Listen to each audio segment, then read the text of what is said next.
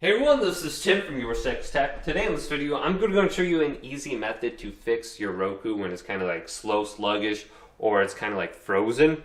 So what you want to do is go to your remote, and then you want to tap the home button 5 times, then press up on the D-pad here, press the rewind button twice, and then the fast forward button twice.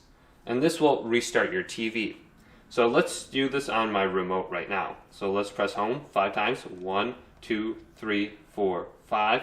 Press up, then back twice, forward twice, and then it's going to scroll up and down on the screen. And after about 1.5 to 2.5 minutes, your TV will automatically restart, and then it will boot back up again.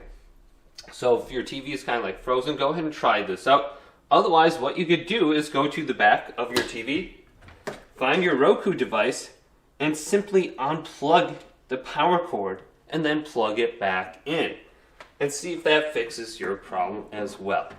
But hopefully this video did indeed help you out. If it did, leave it a big thumbs up. And subscribe to my channel down below for more tech up videos coming up next on YourSixTech.